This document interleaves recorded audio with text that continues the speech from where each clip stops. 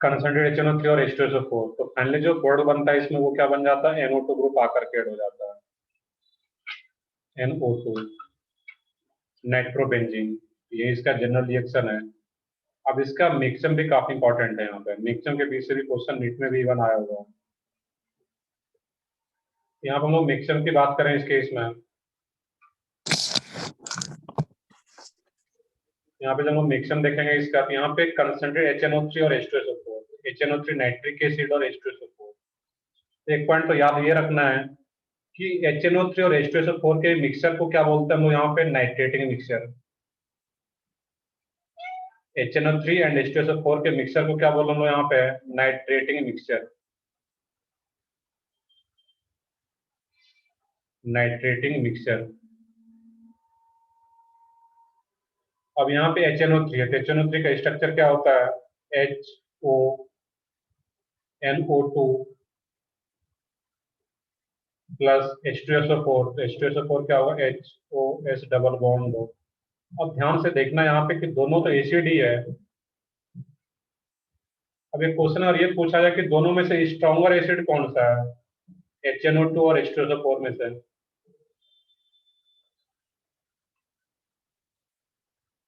तो यहाँ पे देखना है कि जो H2SO4 होता है वो स्ट्रॉन्गर एसिड होता है।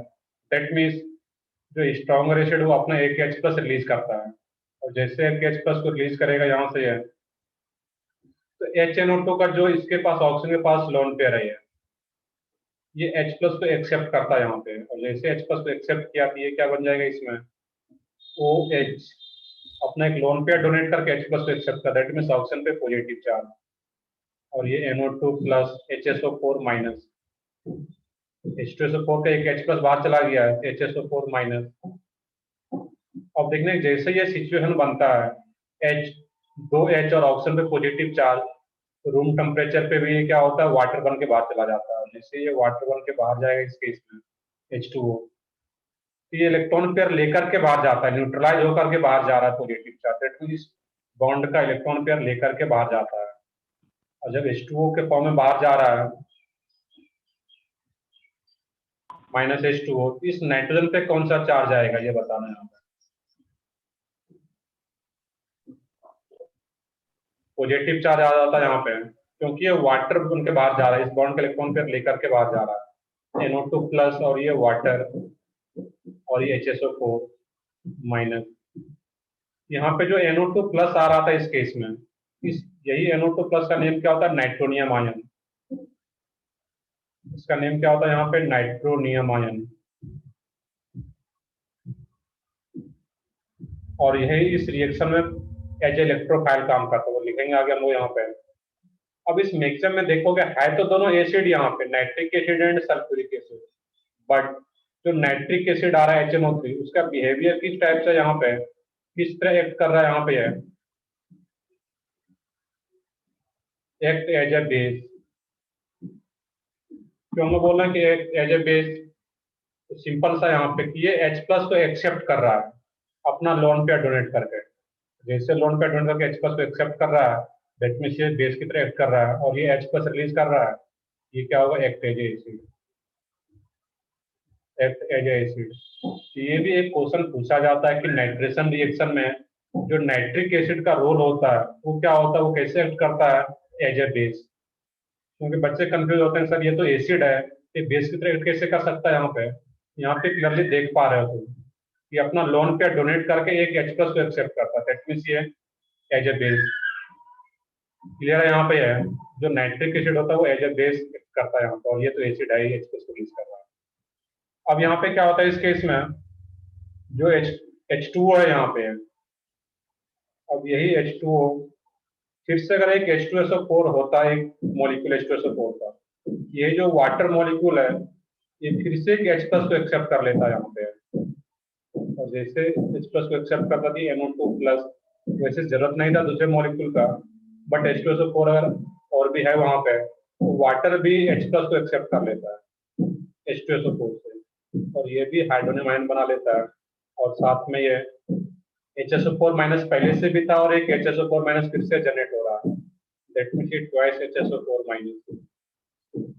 इसको मैं एक सिंपल इक्वेशन में अगर लिखूं यहाँ पे कि HNO3 प्लस ट्वाइस H2SO4, ये एसिड बेस रिएक्शन जो भी होता है वो क्या होता है, यहाँ पे इक्विलिब्रियम मेंटेन करता है। ये भी क्या हो, इक्विलिब्रियम मेंटेन करेगा H2SO4। और जैसे यहाँ पे दिखाएंगे तो इसमें क्या बन रहा है, NO2 plus H3O plus hydronium ion plus HSO4 minus.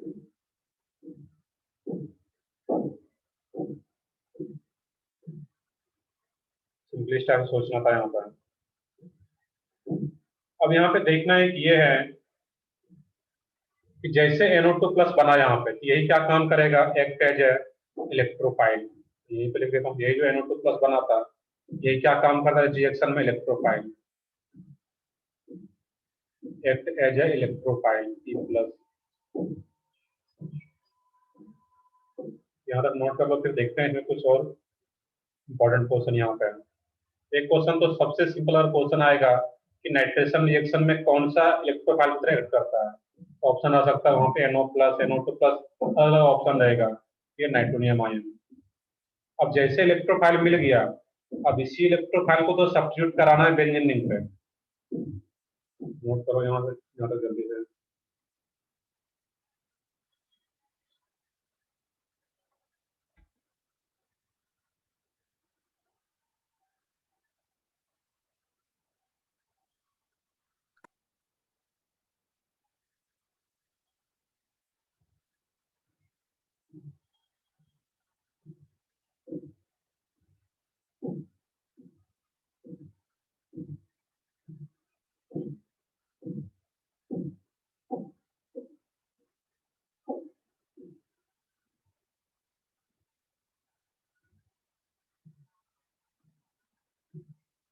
कर ले, नोट डाउन कर लिया यहाँ तक सब लोग? Yes sir. तो ठीक है, आगे बढ़ते हैं इसमें। Yes sir. ठीक है, अब यही जो NO2 प्लस है, इसी यही इलेक्ट्रोफाइल, इसी को सब्स्टिट्यूट कराना है बेंजीन रिंग पे यहाँ पे। ये क्या हो इस केस में यहाँ पे, तो एक में वैसे पहले भी कराया मैं, फिर भी एक को प्रॉपर यहाँ पे दिखा देता हूँ इस तरीके से कैसे लिखना है यहाँ पे। अब यही जो NO2 प्लस आ रहा है इस केस में, इलेक्ट्रोफाइल पैरा इलेक्ट्रॉन को एक्सेप्ट कर जाती है, बेंजीन का जो पाई इलेक्ट्रॉन है ये एक्सेप्ट करेगा। जैसे एक्सेप्ट करेगा यहाँ पे, ये क्या हो जाएगा, यहाँ पे किसी भी एक कार्बन पे ऐड कर दो, ऊपर ऐड कर दे तो यहाँ पे ये NO2 यहाँ पे आ जाएगा। ये दोनों जो इलेक्ट्रॉन है NO2 को दे रहा है, और इस कार्बन के साथ अगर एसोसिएट हो गया NO2 प्लस, दैट मींस इस कार्बन पे पॉजिटिव चार्ज डेवलप हो जाएगा। अब क्या होता है यहाँ पे, जो HSO4 माइनस था सी रिएक्शन में, वही HSO4 माइनस क्या करेगा यहाँ पे, तब ये एरोमेटिक से नॉन एरोमेटिक बन चुका है। यहाँ पे अंडस पे एक H भी है ये, तो जो HSO4 माइनस है इसके एक H प्लस को बाहर करता है, और जैसे इसके एक H प्लस को बाहर करेगा, H प्लस के फॉर्म में बाहर जाता है, इसका पेयर ऑफ इलेक्ट्रॉन इधर शिफ्ट हो जाता है, फिर से ये एरोमेटिक बन जाएगा यहाँ पे। जो तुम लोग पहले भी पढ़े थे, दो स्टेप का रिएक्शन है ये, एरोमेटिक से नॉन एरोमेटिक बन रहा है, नॉन एरोमेटिक से फिर से एरोमेटिसिटी गेन करने के लिए H प्लस को बाहर करता है, जो भी बेस होगा। तो यहाँ पे बेस की तरह काम कर रहा है HSO4 माइनस। जैसे इसके H प्लस को बाहर करेगा तो इसका इलेक्ट्रॉन शिफ्ट होगा, ये बेंजीन रिंग, और ये NO2 तो है यहाँ पे, ये क्या बन जा रहा है, nitrobenzene.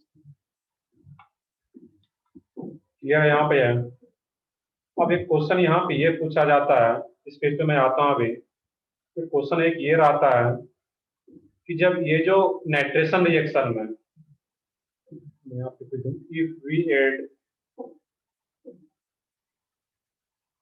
if we add KHSO4 minus KHSO4 in excess in nitration reaction,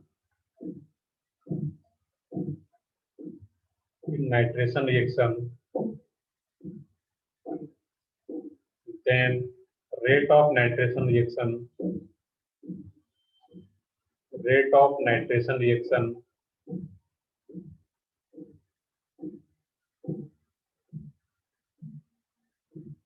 will be, जैसे अगर KHSO4 को ऐड कर रहे हैं नाइट्रेशन रिएक्शन में, तो नाइट्रेशन रिएक्शन का रेट क्या होगा, स्लो होगा, फास्ट होगा, अनचेंज रहेगा, तो वो बताना है यहाँ पे क्या होगा, बताओ सोच के कोई भी एक।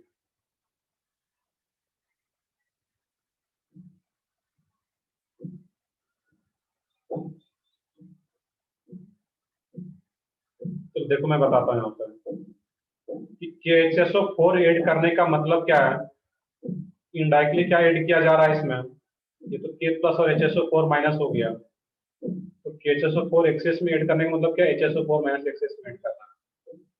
और जब HSO4 माइनस ऐड कर रहे हैं इस रिएक्शन में, तो फिर आप सोचना है कि रेट क्या होगा रिएक्शन का।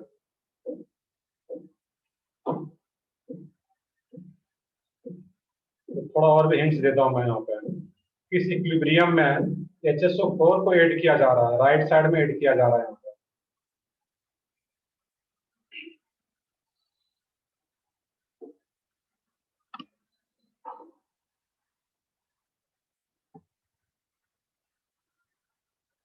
फिर सर H2SO4 का कॉन्सेंट्रेशन बढ़ जाएगा।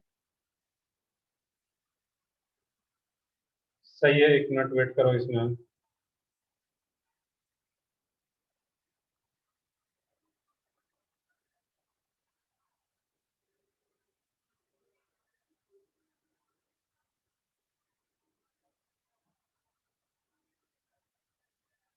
मिनट।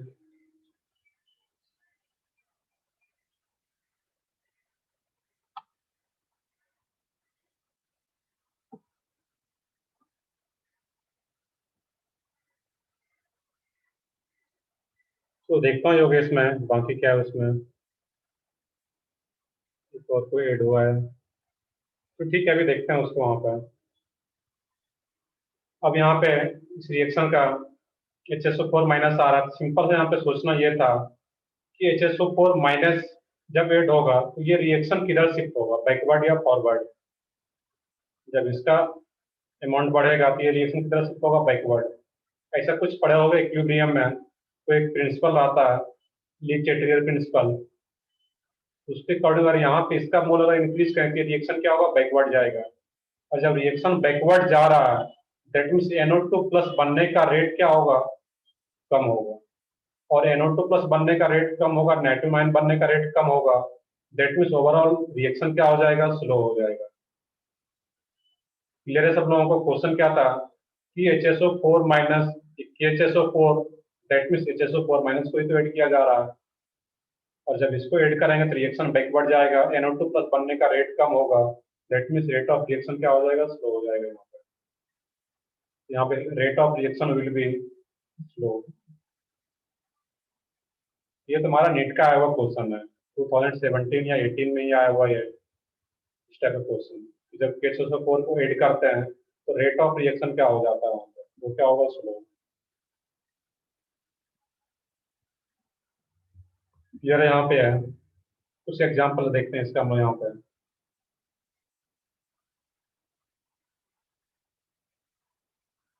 OCH3,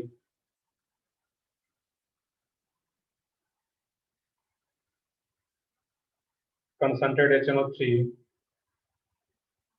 और H2SO4। इसमें क्या बनेगा प्रोडक्ट यहाँ पर।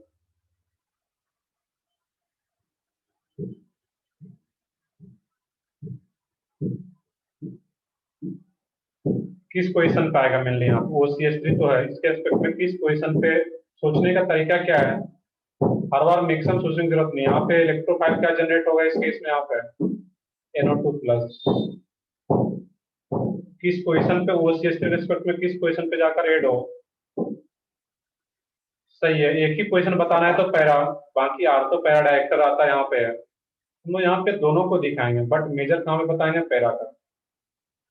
OCH3, NO2 और इवन आर्थो पे भी आएगा इस केस में, क्योंकि आर्थो पैरा डायरेक्टर होता है, प्लस NH का ग्रुप है जो कि ऑलरेडी हम लोग क्लास में कर रखे हैं। ये क्या आता है यहाँ पे मेजर।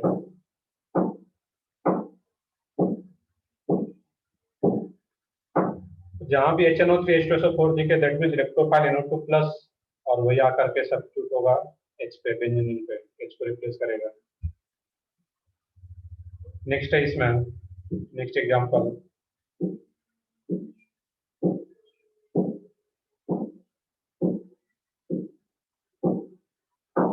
मैं एक और एग्जांपल मैं यहीं पे ले लेता हूँ। अब यहीं पे क्या हो, OCH3 और CH3 आ रहा हो और यहाँ पे नाइट्रेशन कराया जा रहा है। नाइट्रेशन या नाइट्रेटिक मिक्सचर लिख दिया जाता है यहाँ पर, नाइट्रेटिक मिक्सचर। नाइट्रेटिक मिक्सचर का मीनिंग समझना पड़ेगा, HNO3 और H2SO4। इसमें किस पोजीशन पे जाकर के इलेक्ट्रोफाइल ऐड होगा। मैं पोजीशन दे दूं 1 2 यहाँ पे, किस पोजीशन पे NO2 आकर के ऐड होगा।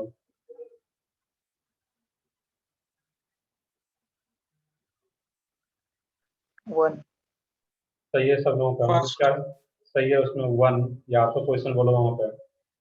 ये क्या रहा था, फर्स्ट, क्योंकि ये एक्टिवेटर, ये भी एक्टिवेटर, बट वो CH3 स्ट्रॉन्ग एक्टिवेटर, इसके रेस्पेक्ट में ऐड करना था आर्थो पैरा, इसके रेस्पेक्ट में पैरा तो ब्लॉक है, तो आर्थो ही बचेगा ही फर्स्ट पोजीशन। तो बाकी इस तरह का हम लोग बेसिक चीजें देख चुके हैं यहाँ पे। CH3 NO2 यहाँ पे आ जाता है इस केस में।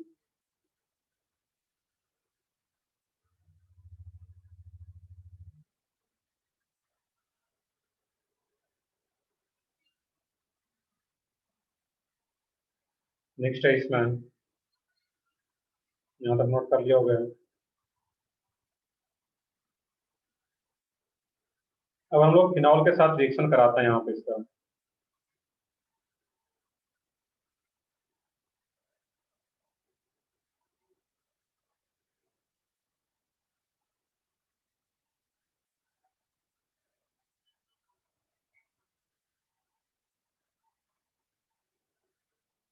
OH, अब देखो यहाँ पे जब कंसंट्रेटेड HNO3 और H2SO4 गिवन हो यहाँ पे, और इसी में फिनॉल का रिएक्शन डाइल्यूट HNO3 और H2SO4,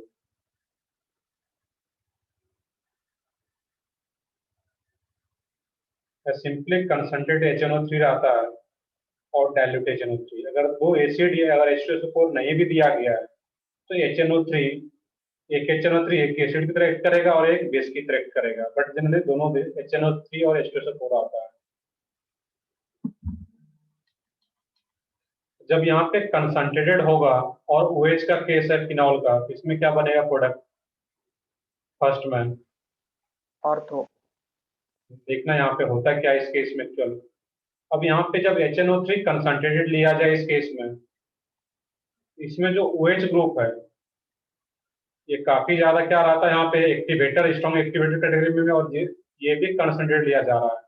इसमें ये तीनों पोजीशन पे आ जाता है, NO2 दैट मीन्स आर्थोपैड एक्टर तो है ही, ये कंसंट्रेटेड होने के चलते ये तीनों पोजीशन पे आ जाएगा।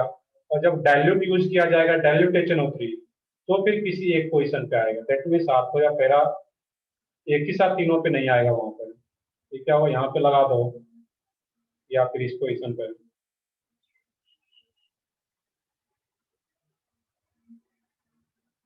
ये एक अलग केस है, इसको अलग से याद रखना। ये डायरेक्टली NCERT में तुम्हारा ये रिएक्शन गिवन है। तो ये बिल्कुल ये क्या बन जाता है, पिक्रिक एसिड। तो जब फिनॉल का रिएक्शन कंसंट्रेटेड HNO3 के साथ किया जाए, H2SO4 रह भी सकता नहीं भी होगा, तो वो क्या बना देगा तुम्हारा, पिक्रिक एसिड।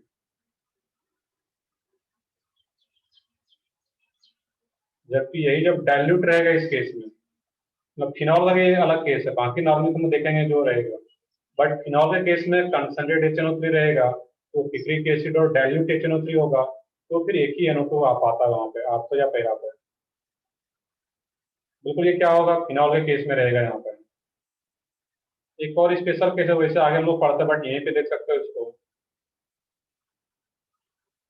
मान लो कि NH2 आ सर गया। वो डाइल हाँ बताओ। सर वो डाइल्यूट HNO3 में मेजर प्रोडक्ट कौन सा होगा? देखो यहाँ पे सोचो, यहाँ पे क्या होगा, NO2 आ गया और H आ गया इस केस में, यहाँ पर OH और NO2। अब यहाँ पे हाइड्रोजन बॉन्ड लगना शुरू हो जाएगा इस केस में।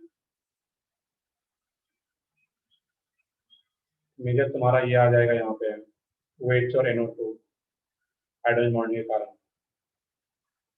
बाकी इसका एक और भी फैक्टर है, यहाँ पे लोग मेजर लिख रहे हैं, जैसे कि इस केस में नीचे वाले में, यहाँ पे अगर कंसंट्रेटेड HNO3 है और H2SO4। इसमें क्या बनेगा प्रोडक्ट? देखो मैं प्रोडक्ट लिख देता हूँ यहाँ पे, ये भी इंपॉर्टेंट है, यहाँ से भी क्वेश्चन आया हुआ है। इसमें क्या होता है NH2, ये कैसा डायरेक्टर होगा? Ortho para director.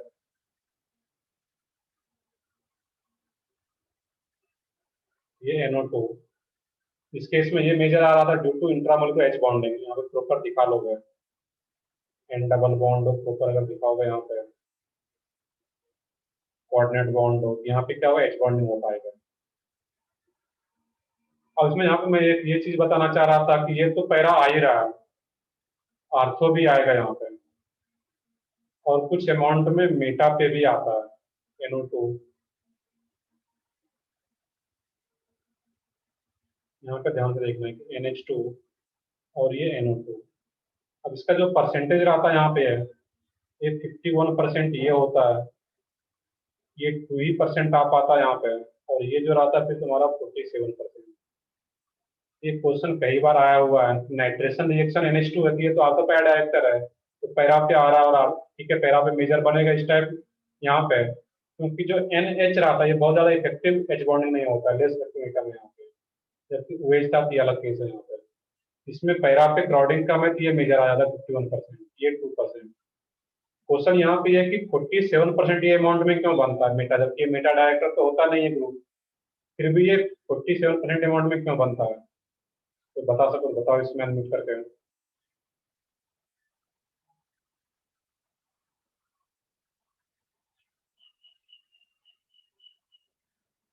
कोई भी एक, तो मेजर तो इसमें पैरा वाला ही है, बट मेटा भी अच्छा खासा अमाउंट में बनता है। उसका सिंपल सा रीजन यहाँ पे ये है कि जो एनिलीन होता है, जो नाइट्रोजन होता है, ये बेसिक नेचर का होता है, और जब ये बेसिक नेचर का है H2SO4 से ये क्या करता है, H प्लस को एक्सेप्ट कर लेगा अपना लोन पे डोनेट करके, और जब ये NH2H प्लस को एक्सेप्ट कर लेगा तो ये क्या बना देगा, NH3 प्लस, और जब ये NH3 प्लस बन जाएगा, अब ये किस नेचर का हो गया, तो इसका नेचर क्या रहेगा अभी NH3 प्लस का? माइनस है। बिल्कुल माइनस आई नहीं, NH2 अगर प्लस m है तो वो क्या होगा, हमेशा ऑर्थो पैरा डायरेक्टर रहेगा, उसका रीजन जो है वो अलग है यहाँ पर। जैसे NH2 है बेसिक नेचर का है, नाइट्रोजनियस बेस है, H2SO4 के H प्लस को एक्सेप्ट करता है तो NH3 प्लस बना लेता है, और जैसे NH3 प्लस बना, ये स्ट्रॉन्गर माइनस आई है, माइनस आई के ऑर्डर में देखोगे तो NR3 plus NH3 plus minus आई के ऑर्डर में आगे आ रहा था, और जब स्ट्रॉन्गर माइनस आई हो गया तो जो भी माइनस आई होता है वो कैसा डायरेक्टर होता है, meta director. Minus I and minus M और मेटा डायरेक्टर, दैट मीन्स ये मेटा पे भी 47% अमाउंट में बन पाता है। क्लियर है? रीजन क्या लिखोगे, ऊपर लिख नहीं रहा, खुद से लिख सकते हो कि NH2 accepts H plus from H2SO4 and form NH3 plus, that means aniline ion। और इसमें जो NH3 प्लस है वो कैसे करता है, माइनस आई, जो कि स्ट्रॉन्ग डीएक्टिवेटर है, माइनस आई ग्रुप है, तो कैसा डायरेक्टर होगा, Meta director. That means 47% amount में मेटा पे भी आ पाता है इसमें।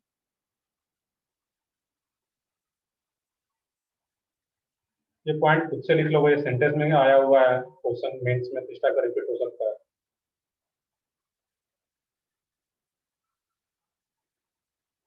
इसका स्टेटमेंट में आता है तो इसका रीजन क्या होगा, NH2 accepts H plus from H2SO4 and make NH3 plus hydrogen, ये aniline ion।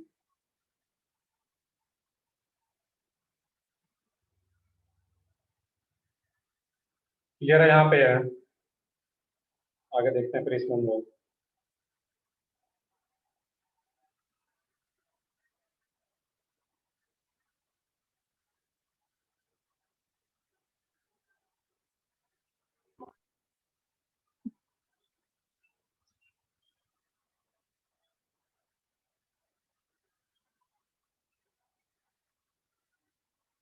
कर ले, नोट कर लिया था सब लोग? Yes sir. तो ठीक है, आगे बढ़ते हैं। तो इसका रीजन खुद से लिख लोगे, मैंने लैंग्वेज नहीं लिखा हुआ है, खुद से नोट करना था उसको। एक और लास्ट एग्जांपल देखें, फिर वो नेक्स्ट रिएक्शन पे आते हैं।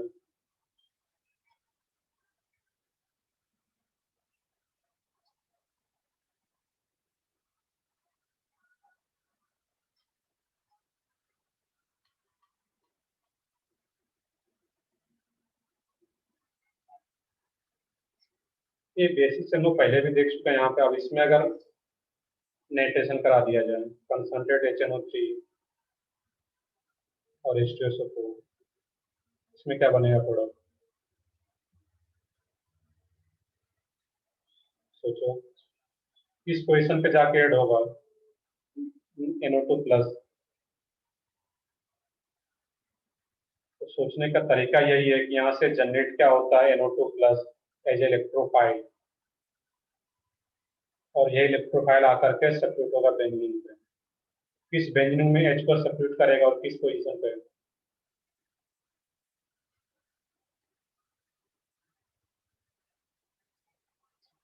ये तो बता सकते हो यार।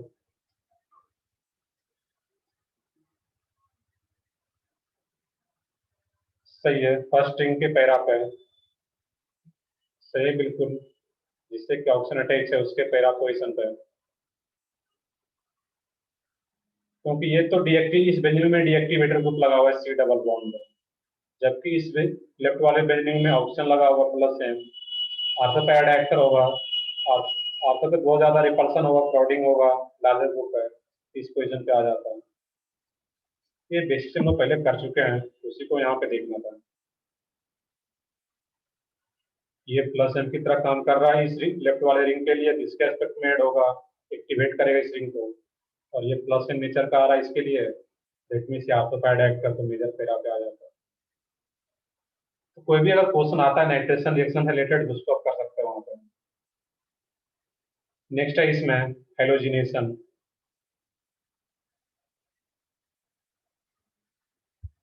हेलोजिनेशन रिएक्शन,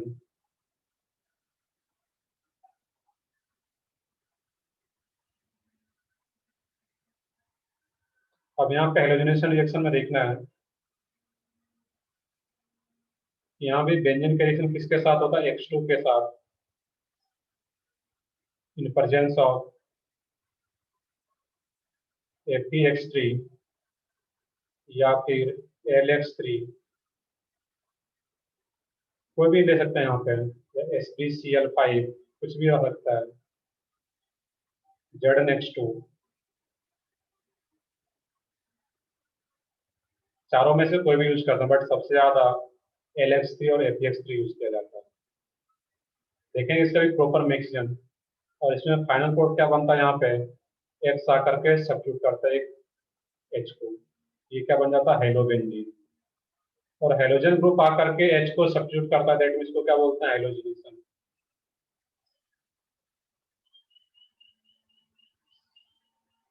अब इसका भी प्रॉपर मिक्सचर की बात करें हम लोग यहाँ पे,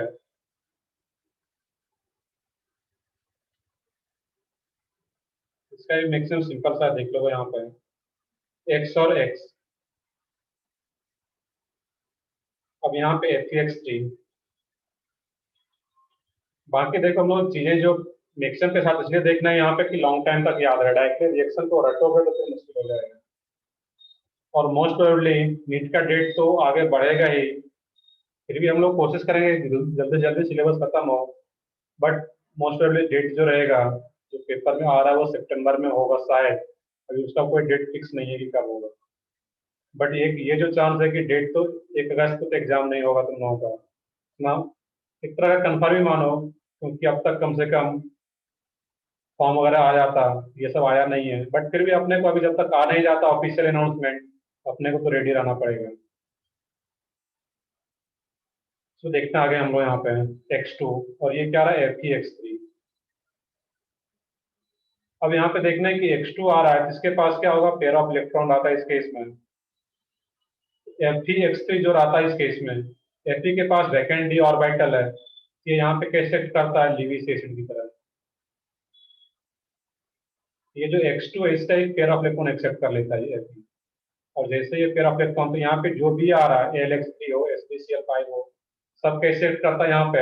एज ए लिविस एसिड। अब क्या होगा इस केस में?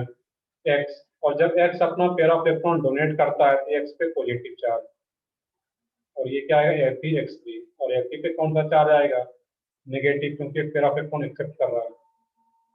अभी तक ये नॉन पोलर था X2, अब जैसे X पे पॉजिटिव चार्ज आ गया तो ये पोलराइज हो गया, और किसी भी एटम पे पॉजिटिव चार्ज आने से इलेक्ट्रोनेगेटिविटी का वैल्यू इंक्रीज होता है या डिक्रीज? इंक्रीज। सही है, बिल्कुल। तो क्या होगा, इंक्रीज हो जाएगा। और जैसे इंक्रीज कर जाएगा ये x और ये x प्लस, तो जैसे यहाँ पे अब x प्लस का इलेक्ट्रॉन का वैल्यू ज्यादा हो गया है तो HCl है, ये कैसे ब्रेक होता है, H प्लस और Cl माइनस। तो सिमिलरली जिसका इलेक्ट्रॉन का वैल्यू ज्यादा उस पर नेगेटिव चार्ज, ये इस टाइप से ब्रेक हो जाएगा यहाँ पे। और जैसे ये ब्रेक होगा, क्यों ब्रेक हो रहा है, due to difference in electronegativity. अब ये तो जो सिग्मा बॉन्ड का इलेक्ट्रॉन ये x के साथ चला जाएगा, x न्यूट्रलाइज हो जाएगा यहाँ पे, बट इस x पे पॉजिटिव चार्ज डेवलप हो जाएगा यहाँ पे x प्लस, और ये x न्यूट्रलाइज हो जाएगा तो ये क्या बन जाता है यहाँ पे Fe(x4 माइनस), x तो न्यूट्रलाइज हो गया। अब यही जो x प्लस बन गया यही क्या हो जाता है, इसमें हेलोनियम आयन, हेलोनियम आयन। और यही कैसे काम करता है यहाँ पे, act as a electrophile, act as a electrophile. तो सिंपल सा है कि X2 Fe(x3) या Lx3 होता है, जो कि जनरली यूज किया जाता है Lx3 भी। इसी तरह x का पेयर ऑफ इलेक्ट्रॉन एक्सेप्ट करता है Lx3, और फिर यहाँ पे x प्लस बाहर चला, ये x के फॉर्म बाहर चला जाएगा Lx3 के साथ, और एक ही x बच जाएगा यहाँ पे x प्लस, हेलोनियम आयन। और यही जो हेलोनियम आयन है इलेक्ट्रोफाइल है, और अपना पर्पस भी क्या था कि इलेक्ट्रोफाइल मिले, क्योंकि इलेक्ट्रोफाइल का ही तो सब्स्टिट्यूशन कराना है बेंजीन पे। अब ये जैसे मिल गया इलेक्ट्रोफाइल x प्लस, अब आगे का रिएक्शन खुद से लिख सकते हो।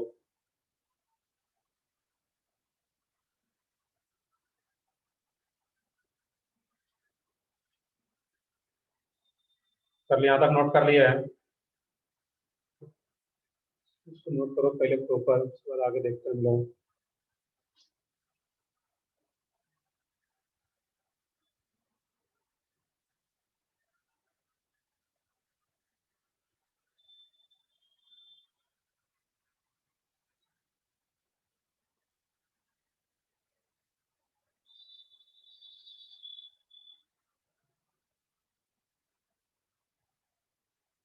कर लिया, नोट कर लिया यहाँ तक सब लोग? Yes sir. तो ठीक है, आगे बढ़ते हैं फिर हम लोग इसमें। अब यहाँ पे होता क्या, जो बेंजीन रिंग है इस केस में, मैं फिर से एक बार करके बताता हूँ यहाँ पे होता क्या है। जो X प्लस है इलेक्ट्रोफाइल है, यही पेयर ऑफ इलेक्ट्रॉन डोनेट करता है यहाँ पे, और जैसे इलेक्ट्रॉन डोनेट करेगा, अगर इस कार्बन के साथ एसोसिएट हो रहा है यहाँ पे, तो नीचे वाले कार्बन पे पॉजिटिव चार्ज।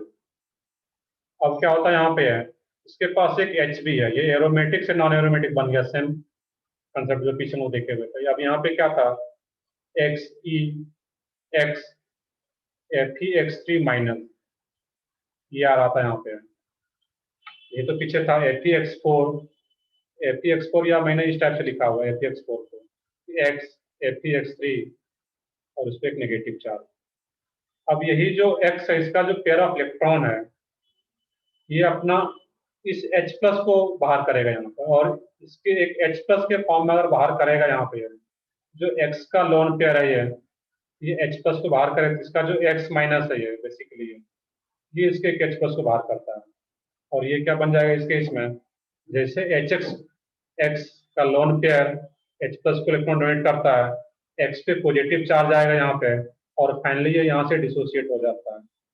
ये क्या बन जाएगा ओवरऑल, जैसे H प्लस बाहर गया तो इसका इलेक्ट्रॉन शिफ्ट होगा यहाँ पे, ये तो बेंजीन बन गया, मेनली मुझे इसी से काम है यहाँ पे। ये X आ गया और ये H प्लस तो बाहर कर देगा ये Fe(x4 माइनस)। बट ये भी सोचना कि इसमें जब ये X जो था HX बन जाता है यहाँ पे, और ये जो Fe(x3) है वो फिर से वापस आ जाता है यहाँ पे, जो रिएक्शन था Fe(x3) का यहाँ पे। सर और एक बार बताओ। बताता हूँ मैं फिर दोबारा से।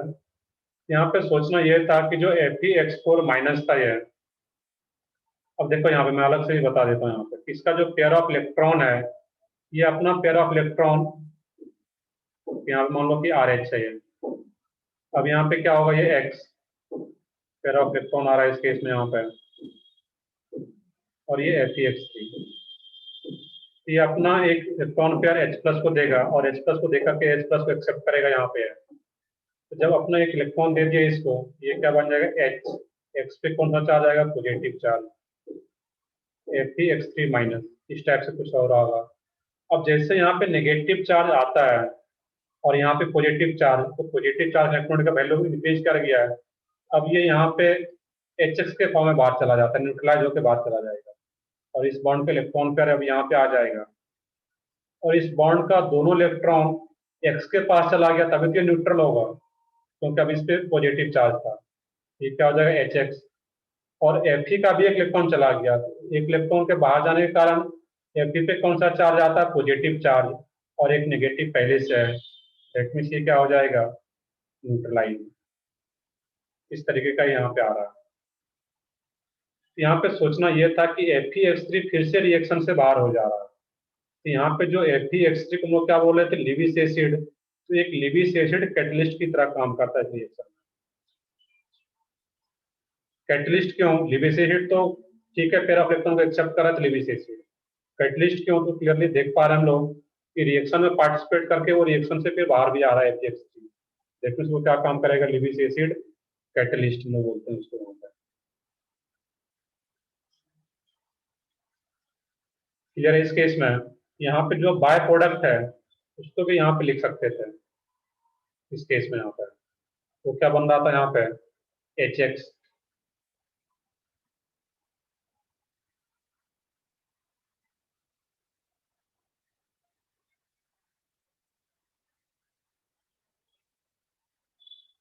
तो बाय प्रोडक्ट क्या बनता है यहाँ पे, HX। ये तो ठीक है, बाय प्रोडक्ट बन गया। मेनली क्या याद रखना है कि जो भी हेलोजिनेशन जब भी होता है तो वहां से अपने काम का क्या मिलता है, X+, जो कि क्या रहता है, हेलोनियम आयन, और वही X+H को सब्स्टिट्यूट करता है और ये फाइनली हेलोबेंजीन बन जाता है यहाँ पे।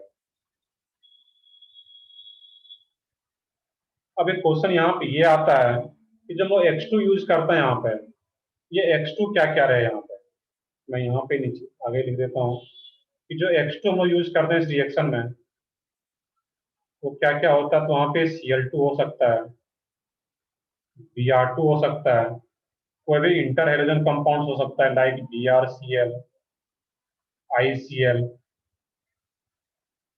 जो भी रहेगा इस टाइप से, IBr, but not equal to F2 and I2।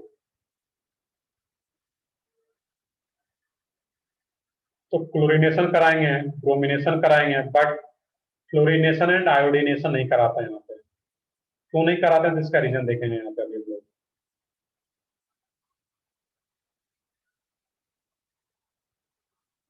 लिख लेते हैं रीजन, फिर एग्जांपल करेंगे हम लोग। In case of fluorination, in case of fluorination, in case of fluorination we, ऐसे लिख सकते हैं यहाँ पे, सेंटेंस को थोड़ा ढंग से लिखो कि fluorination is, fluorination reaction is so reactive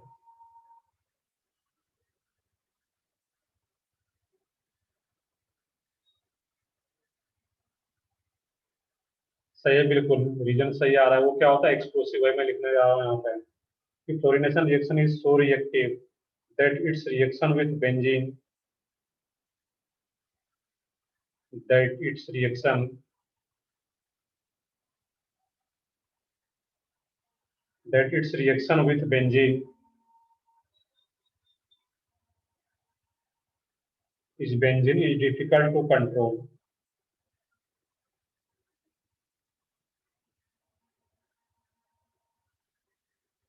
difficult to control। या सबका मीनिंग क्या है, एक्सप्लोसिव। अब एक्सप्लोसिव होगा तभी तो क्या होगा, उस रिएक्शन को कंट्रोल नहीं कर पाएंगे। सो रिएक्टिव का भी मीनिंग क्या आ रहा है, एक्सप्लोसिव टाइप का, बहुत ज्यादा रिएक्टिव है, इसका मतलब क्या, एक्सप्लोसिव टाइप का ये रिएक्शन है वो। तो फ्लोरिनेशन वो इसलिए नहीं कराते हैं क्योंकि ये रिएक्शन काफी ज्यादा फास्ट होता है, बहुत ज्यादा रिएक्टिव, एक्सप्लोसिव टाइप का हो जाता है, तो उस रिएक्शन को कंट्रोल करना मुश्किल हो जाता है, और जिसको कंट्रोल नहीं कर सकते फिर वो रिएक्शन कराना ही नहीं है, दैट मीन वो F2 नहीं कराते हैं। क्लियर है। नेक्स्ट पॉइंट है आयोडीनेशन। आयोडीनेशन क्यों नहीं कराते हैं, बताओ कोई रीजन किसी को पता है तो। आयोडीनेशन क्यों नहीं कराते हैं? अनम्यूट करके बताओ, सिंपली चैट में लिखने की जरूरत नहीं है, उसमें अनम्यूट करके बता सकते हो।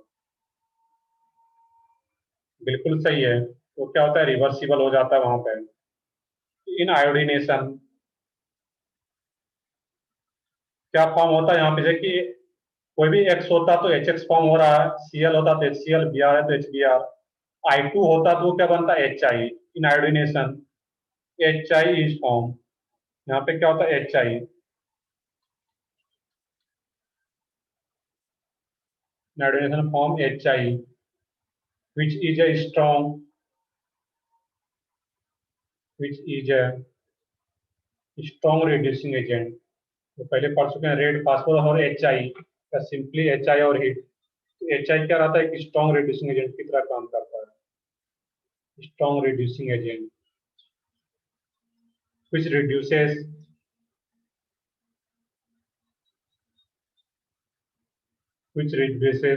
iodobenzene,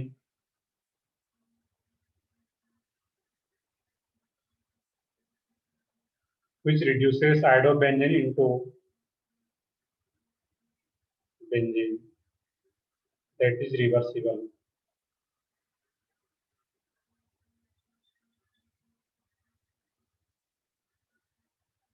अब जब रिएक्शन रिवर्सिबल हो जाएगा तो इसलिए हम लोग इसको भी नहीं कराएंगे यहाँ पर आयोडीनेशन।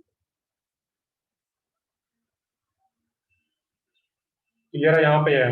ये रीजन भी पूछा जा सकता है, ये आयोडीनेशन क्यों नहीं कराते हैं, क्योंकि इसमें एज ए बाय प्रोडक्ट क्या फॉर्म होगा, जैसे कि इसमें एच एक्स हो रहा था, इसी तरह जब आयोडीनेशन कराएंगे तो क्या फॉर्म होगा, एच आई। और एच आई क्या काम करता है, स्ट्रॉन्ग रिड्यूसिंग एजेंट की तरह। और वो क्या करता है, जो आयोडोबेंजीन बना होगा, तो इस केस में आता है रिएक्शन में आगे लिख लो यहाँ पे कि मान लो अगर इसका रिएक्शन कराते हो आई टू के साथ, और यहाँ पे Fe3 आ रहा हो, ये क्या बन जाएगा यहाँ पे, iodobenzene plus H I. But जैसे एच आई बनता है जो कि स्ट्रॉन्ग रिड्यूसिंग एजेंट होता है, तो आयोडोबेंजीन को रिड्यूस कर देता है, और किसमें रिड्यूस करता है, बेंजीन प्लस आई टू फिर से बना देता है। ये रिएक्शन क्या हो जाता है, रिवर्सिबल। और फिर से अगर बेंजीन ही बन गया, रिएक्शन कराने का कोई मतलब नहीं है, इसलिए हम इसको भी अवॉइड करते हैं। क्लियर है, तो ये पॉइंट पहले नोट कर लो, फिर आगे और भी रिएक्शन देखते हैं उसमें।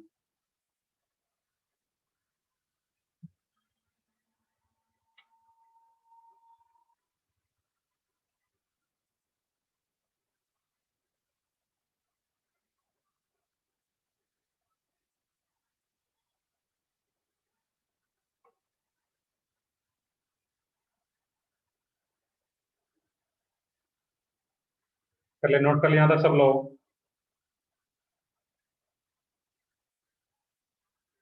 तो ठीक है, खुद भी लिख सकते हो यहाँ पे, बस चीजों को समझना है, रीजन सुनना है, उसके बाद खुद से लिखना है यहाँ पे, क्योंकि चीजों को समझना है, ऐसा नहीं बोर्ड का एग्जाम देना जो कि प्रॉपर लाइन बाय लाइन। इसका जो स्टेटमेंट लिखे थे पीछे में, उसी का ये रिएक्शन है यहाँ पे। नेक्स्ट एग्जाम्पल इसका देखें, वो यहाँ पे कोई भी अगर आ रहा है एग्जाम्पल इस टाइप से।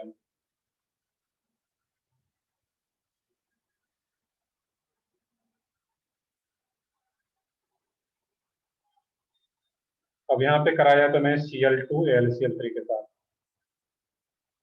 इसमें क्या बनेगा प्रोडक्ट, मतलब किस पोजिशन पे आएगा मेनली।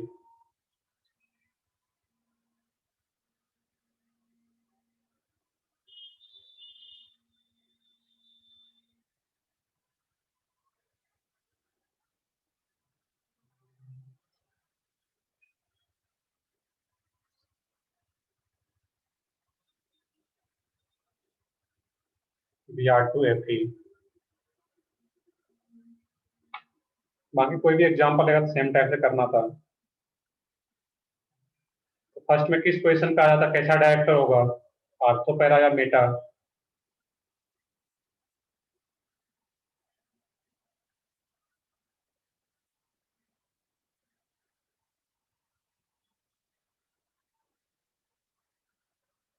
बताओ इसमें सिंपली बताओ। आर्थो पैरा सही है इसमें। ये बता सकते हो प्रॉपर इसमें नोट करके जो भी आ रहा है यहाँ पे, तो ये सब लोगों का वो क्या रहेगा, आर्थो पैरा दोनों पोजिशन पे जाएगा, बट एक ही पोजिशन अगर देखा यहाँ पे तो मेजर कहाँ पे आ जाता है, पैरा पे। क्योंकि एक भी अगर हाइपर कंजुगल हाइड्रोजन रहा, यहाँ पे एक हाइपर कंजुगल हाइड्रोजन है, एक भी अगर हाइपर कंजुगल हाइड्रोजन रहा या फिर प्लस आई भी है, तो वो क्या होता है, आर्थो पैरा डायरेक्टर, यहाँ पे सीएल मिल जाता है। यहाँ पे इलेक्ट्रोफाइल क्या मिलेगा अपने को, ये तो बस याद रखना था, सीएल प्लस। कैसे मिलता है सीएल प्लस, उसका मैं मैक्सिमम पीछे बता चुका हूँ यहाँ पे कि कैसे मिलता है। हेलोनियम आयन सीएल है तो सीएल प्लस। अब देखो यहाँ पे Br2Fe दिया रहा है सिर्फ, तो Br2Fe का भी मीनिंग सेम है कि ये Br2Fe के साथ रिएक्ट करके क्या बना लेगा, FeBr3, और Br2 अभी भी रहेगा ये, तो Br2Fe दिया, तो इसका मतलब क्या है, Br2FeBr3 ये। अब इसमें किस पोजीशन पे जाए, यहाँ पे तो आसान सा है, सोच पा रहे हो सब लोग को, इसमें C डबल बॉन्ड हो NH, इसके रेस्पेक्ट में ये प्लस एम की तरह काम करा लोन पेयर, तो राइट वाले रिंग में इसके पैरा पे आ जाता Br प्लस इलेक्ट्रोफाइल। क्लियर है यहाँ तक सबको? सर, हाँ बताओ। तो ये आयोडीनेशन रिएक्शन जो रिवर्सिबल है, तो वो HiO3 डाल के हो जाएगा? नहीं, इसमें हम लोग करते क्या है, जब आयोडीन आयोडोन ये आयोडोबेंजीन बनाना होता है, किसी और का यूज करते हैं। बिल्कुल हो सकता है यहाँ पे रिवर्सिबल है, HI को हटाते जाएंगे, HI को हटाते जाएंगे बाय रिएक्टिंग HiO3, ये हो जाएगा रिएक्शन। बट जब हम लोग यहाँ पे आयोडीनेशन कराना होता है, किसी और रिएक्शन का यूज करेंगे। बट जो तुम्हारा क्वेश्चन है कि ये सर HiO3 यूज करके हो सकता है, बिल्कुल हो सकता है यहाँ पे। हाँ। तो ठीक है, बाकी मैं जो बताना चाह रहा हूँ, मैं रिएक्शन आगे लेता हूँ इसमें, तो मैं यहीं पे दिखा दूँ इस केस में। तो मान लो कि यहाँ पे इस टाइप का हो, लोग नीचे कंटिन्यू करो एग्जाम्पल, नेक्स्ट एग्जाम्पल में यहाँ पे क्या हो, इस केस में ICl हो AlCl3 के साथ। मैंने बताया था यहाँ पे कि जो एग्जाम्पल है X2 में क्या क्या हो सकता है, Cl2 Br2 होगा, या फिर कोई इंटर हेलोजन कंपाउंड हो, दो डिफरेंट हेलोजन यहाँ पे आ सकता है, BrCl या ICl, इस टाइप का भी तो आ सकता है। यहाँ पे अगर ICl हो, BrCl हो, इस टाइप का कुछ आ रहा हो विद AlCl3, जो कि लिविस कैटलिस्ट है, इसमें क्या प्रोडक्ट मिलेगा, यहाँ पे A क्या होगा और ये B क्या बनेगा तुम्हारा, बताओ, सोच के बताओ। यहाँ पे कैसे केस में क्या करेंगे जब ICl हो, यहाँ पे देखो होता है क्या है, जब ICl है तुम्हारा, इसमें इलेक्ट्रोनेगेटिविटी का वैल्यू किसका ज्यादा,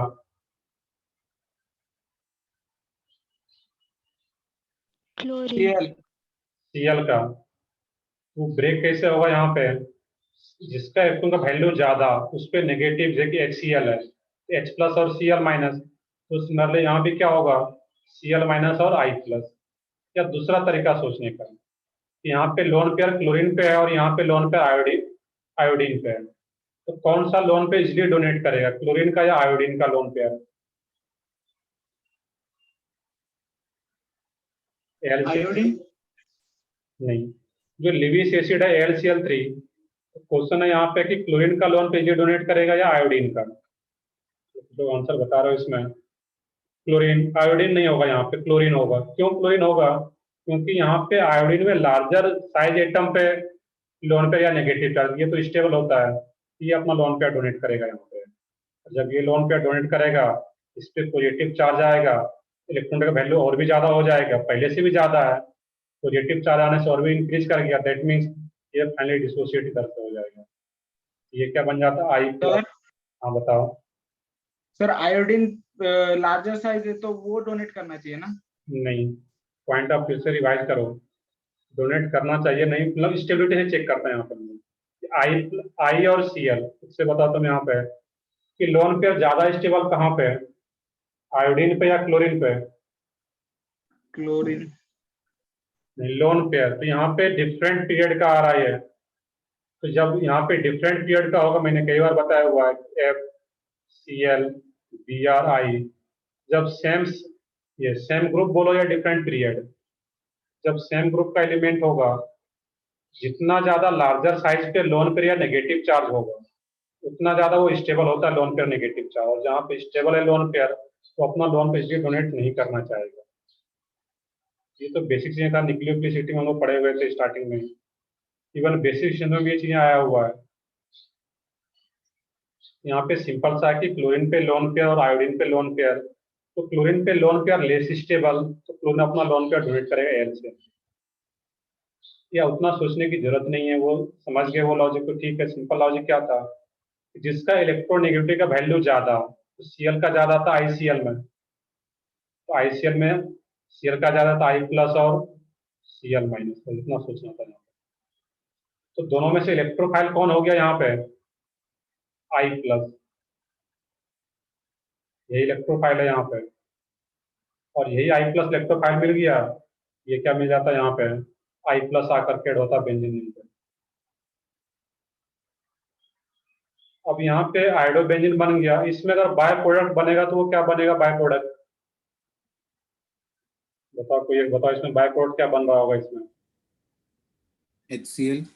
बिल्कुल सही है, वो क्या होगा HCl।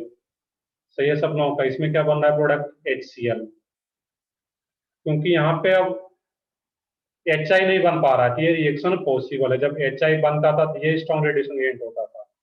यहाँ पे आयोडोबेंजीन बन भी रहा है और बाय प्रोडक्ट HCl अब आ गया, जो कि रिड्यूसिंग एजेंट नहीं होता है, तब ये रिएक्शन फॉरवर्ड जा पाता है। तो जब आयोडोबेंजीन बनाना होगा, इस रिएक्शन का यूज ना करके हम इस रिएक्शन का यूज करते हैं। तो लास्ट वाले का क्या बताओ, इसमें क्या रहेगा यहाँ पे, बी। इसमें क्या होगा BrCl, इसमें इलेक्ट्रॉन का वैल्यू किसका ज्यादा, क्लोरीन का। सही है इसमें, तो ये क्या बन जाता है ब्रोमोबेंजीन, बिल्कुल सही है। ये सोचने का तरीका क्या है, जिसका इलेक्ट्रॉन वैल्यू ज्यादा, उस पे निगेटिव चार्ज और इस पे पॉजिटिव चार्ज, तो ये Br प्लस और Cl माइनस। इलेक्ट्रोफाइल कौन बन गया, Br प्लस, ये क्या जाता है यहाँ पे Br, ये ब्रोमोबेंजीन बन जाता है। जब इंटर हेलोजन कंपाउंड हो तो इस तरीके से सोचना था यहाँ पे।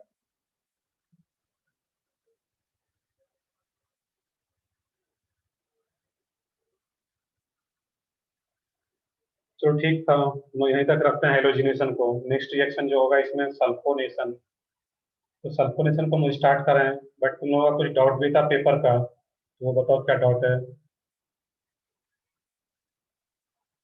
पेपर का जो भी डाउट था तुम्हारा।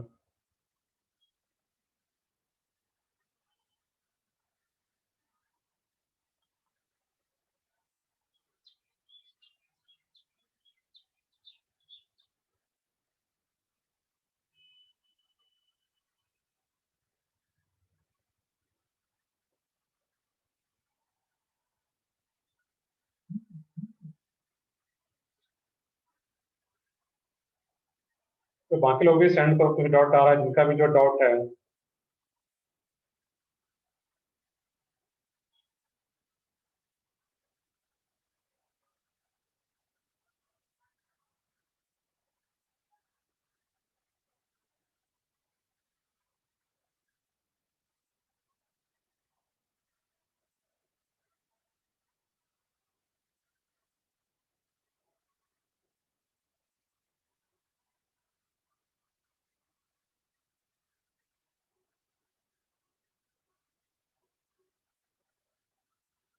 अब देखो एक क्वेश्चन है यहाँ पे कन्फिग्रेशन निकालने के लिए, absolute configuration of the following compound.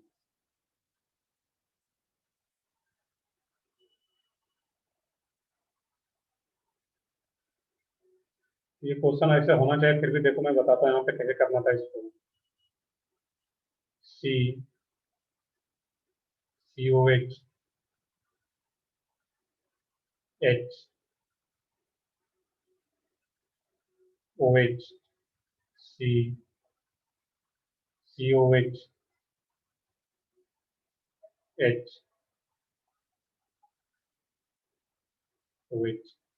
सबसे पहले लेफ्ट साइड का अगर निकालें हम लोग कन्फिग्रेशन यहाँ पे, इसका कन्फिग्रेशन क्या रहेगा इस कार्बन का, तो इसको मैं अलग से लिख लेता हूँ यहाँ पे। ये क्या है, सी ओ एच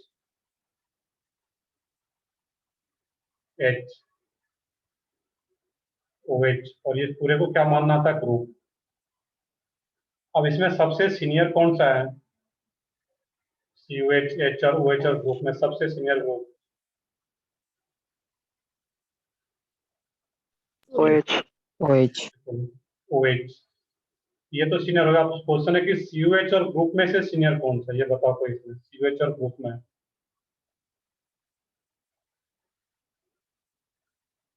सोचो उसको। COH।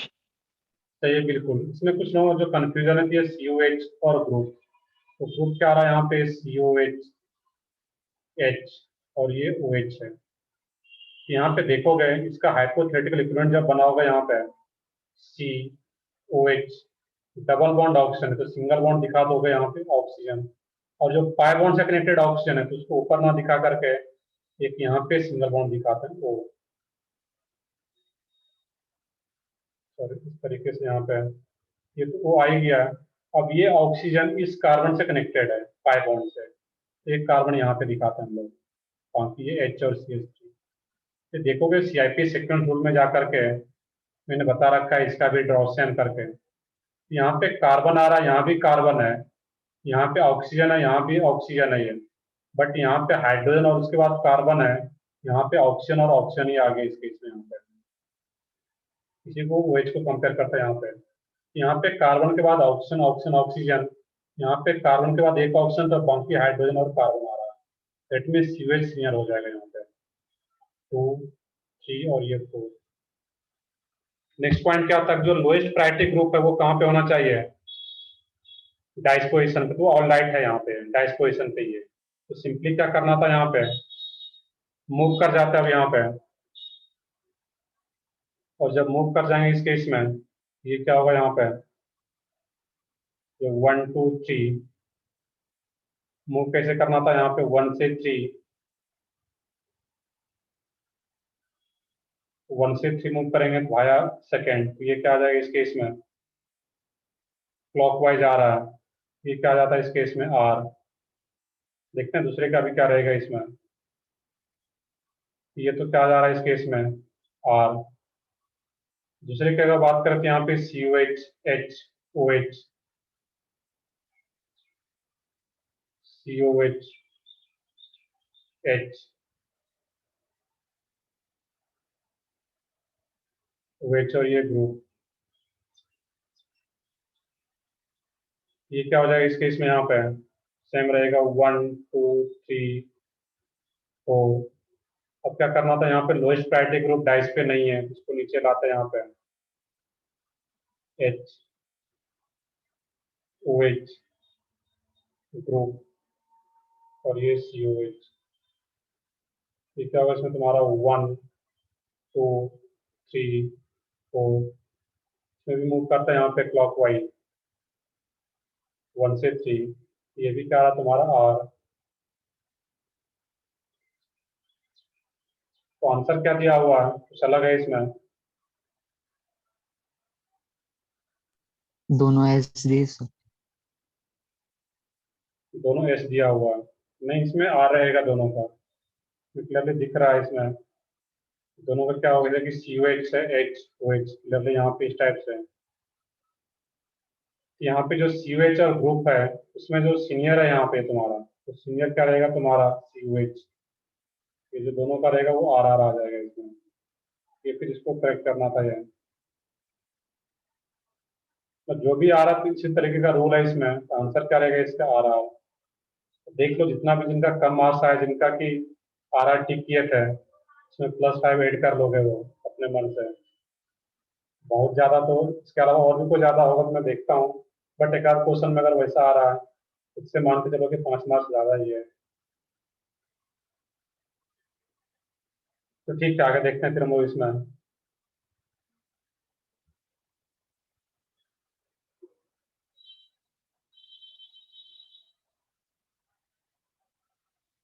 नेक्स्ट है इसमें एक और डॉट है इसमें, which of the following 0.1 m complex compound solution will have the minimum electrical conductance। अब देखो यहाँ पे क्वेश्चन का मीनिंग क्या है कि मिनिमम इलेक्ट्रिकल कंडक्टेंस का मतलब क्या है कि कंडक्टेंस, इलेक्ट्रोकेमिस्ट्री पढ़े नहीं बट 12th में पढ़े हो, कुछ आइडिया तो होगा कि मोलर कंडक्टेंस और इलेक्ट्रिकल कंडक्टेंस, उसमें भी सिंपली चेक करना है कि इसका हम लोग पढ़े भी थे कोऑर्डिनेट कंपाउंड में, मोलर कंडक्टिविटी। तो मोलर कंडक्टिविटी कब ज्यादा होता था, जब आई का वैल्यू ज्यादा होता था, नंबर ऑफ आयन। तो आई का वैल्यू वेंट ऑफ फैक्टर जब ज्यादा होगा तो molar conductivity and electrical conductivity दोनों क्या रहेगा वहां पे ज्यादा। सही, बिल्कुल नंबर ऑफ आयन्स पे डिपेंड करेगा। देखना यहाँ पे सब कंपाउंड का स्ट्रक्चर लिखोगे, उसके बाद देखना कि नंबर ऑफ आयन्स किसका ज्यादा वहां पे। एक की बात करो यहाँ पे, हेक्सामाइन प्लेटिनम Pt NH3 6 क्लोराइड आ रहा है यहाँ पे, हेक्सामाइन प्लेटिनम क्लोराइड। यहाँ पे जो क्लोराइड लिखा हुआ इतना क्लोराइड आ जाता है Cl4। कैसे पता चलेगा कि ये Cl4 ही रहेगा यहाँ पे, तो हेक्सामाइन प्लेटिनम, तो अमाइन के कारण तो ये क्या है, न्यूट्रल। इसका जो प्लेटिनम का +4 ऑक्सीडेशन स्टेट आ रहा है वो कहाँ से मिलेगा, तो Cl4 जब होगा तभी तो Pt का ऑक्सीडेशन स्टेट 4 आ पाएगा। दैट मींस ये स्ट्रक्चर होगा इसका। बी की बात करें, chloropenta amine platinum Pt NH3 5 times आ रहा है, एक Cl है यहाँ पे, और इसका भी कोऑर्डिनेशन नंबर ये है, ऑक्सीडेशन स्टेट क्या दे रखा है 4, दैट मींस 3 Cl होगा बाहर। फिर सेम डाइक्लोरो, ये क्या होगा Pt NH3 4 Cl2, और ये क्या होता है यहाँ पे Cl2। डी ऑप्शन में Pt NH3 थ्राइस Cl3, और बाकी क्या आ जाता है इसमें, यहाँ पे एक ही Cl होगा यहाँ पे। यहाँ पे नंबर ऑफ आयन्स सबसे ज्यादा किस में रहेगा, ABCD में ए में ए में होगा। आई का वैल्यू क्या आ जाता है यहाँ पे 5, 4 Cl माइनस और ये प्लस, आई का वैल्यू 5, नंबर ऑफ आयन सबसे ज्यादा इसमें आ रहा है, तो आंसर भी यही आ रहा होगा। सोचना क्या था, मैं फिर से रिपीट करता हूँ कि मोलर कंडक्टिव, सॉरी क्वेश्चन कुछ और बोला जाए, मिनिमम इलेक्ट्रिकल कंडक्टेंस, तो मिनिमम पूछा जाए तो वो आंसर क्या आ जाता फिर डी। आंसर डी आ रहा हो क्योंकि मिनिमम पूछा जा रहा है। इसमें आई का वैल्यू क्या है तुम्हारा 2 ही है यहाँ पे, ये मिनिमम इलेक्ट्रिकल कंडक्टेंस। मैक्सिमम पूछा जाता तो ये आ जाता। क्लियर है सबको, जिनका भी ये डाउट है यहाँ पे बस इस तरीके से सोचना था कि मिनिमम पूछा जा रहा है इलेक्ट्रिकल कंडक्टेंस या मोलर कंडक्टेंस, वो इसमें आई का वैल्यू कम है, उसका मिनिमम इलेक्ट्रिकल कंडक्टेंस या मोलर कंडक्टेंस, आई का वैल्यू ज्यादा है उसका मैक्सिमम रहेगा। नेक्स्ट है इसमें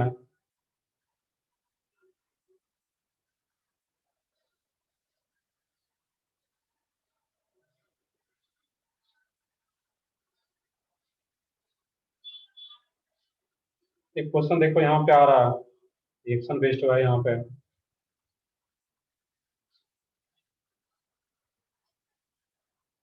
C double bond O, C double bond O CH3। अब यहाँ पे देखना था सिर्फ क्या दिया हुआ NaBH4, तो NaBH4 किसको किसको रिड्यूस करता है, कुछ याद हो, aldehyde, ketone and acid chloride, ester को रिड्यूस नहीं करता है। बट यहाँ पे थोड़ा मिक्सम भी पता होना चाहिए कि NaBH4 में से मिलता क्या है as a nucleophile, sodium borohydride. तो लिथियम एल्युमिनियम हाइड्राइड हो या सोडियम बोरोहाइड्राइड हो, वहां पे क्या मिलता है H-। सही, बिल्कुल, तो क्या मिलेगा H-, और यही H- सब आकर के अटैक करेगा। किस कारण पे अटैक करेगा H-, ये कीटोन या एल्डिहाइड का है और ये एस्टर का है। तो पार्शियल कोएफिशिएंट चार्ज ज्यादा कहाँ पे होगा, यहाँ पे पार्शियल क्यूबिक चार्ज ज्यादा हो, कैसे सोचेंगे? यहाँ पे जो ऑक्सीजन का लोन पे ये भी इलेक्ट्रॉन देगा इस सी डबल बॉन्ड को, और जब इधर से इलेक्ट्रॉन मिल पा रहा है तो H माइनस को एक्सेप्ट करने का जो टेंडेंसी होगा H माइनस से, इलेक्ट्रॉन वो कम हो जाएगा। दैट मीन्स H माइनस यहाँ पर ही आकर के इलेक्ट्रॉन ये एज ए न्यूक्लियोफाइल अटैक करे और ये पाई बॉन्ड ओपन हो जाएगा। क्लियर है? यहाँ पे है, ये क्या हो जाता है यहाँ पे O minus C double bond O OCH। अब नेक्स्ट क्वेश्चन ये बताओगे इसमें कि एसिड डेरिवेटिव्स का जनरल रिएक्शन क्या रहता है, चाहे एसिड क्लोराइड हो एस्टर हो, उसका जनरल रिएक्शन क्या होता है? कुछ याद हो? मैंने बताया हुआ अभी, कोई भी एसिड डेरिवेटिव उसका जनरल रिएक्शन SN2TH क्या था उसमें, SN2TH।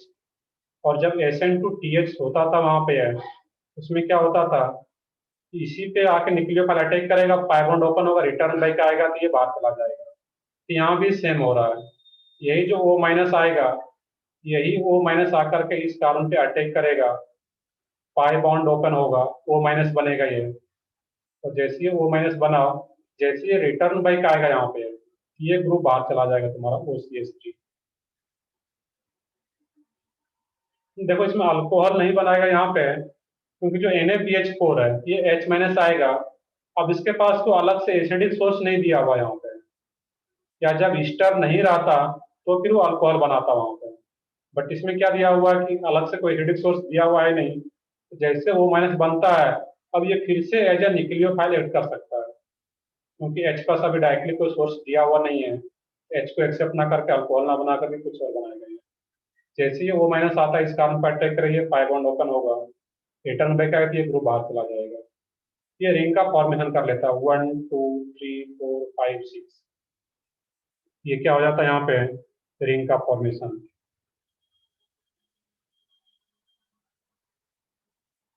तो फाइनली ये क्या बन जाएगा इस केस में,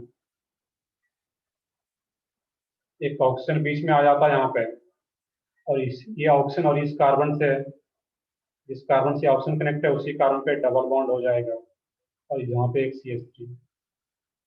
तो देख लो कौन सा आंसर आ रहा है इसमें, C आ जाता है यहाँ पे। तो सोचने का तरीका थोड़ा सा डिफिकल्ट क्वेश्चन था ये, कि जैसे O माइनस बना, अब यही O माइनस आकर के इस स्टर पे अटैक करता है, और जैसे इस स्टर पे अटैक करेगा यहाँ पे, ये SN2TH मिक्सन को फॉलो करता है, यहाँ से ये बाहर चला जाएगा उससे इसको। तो ये मिक्सम बेस्ड क्वेश्चन था यहाँ पे। तो एक और क्वेश्चन है इसी में,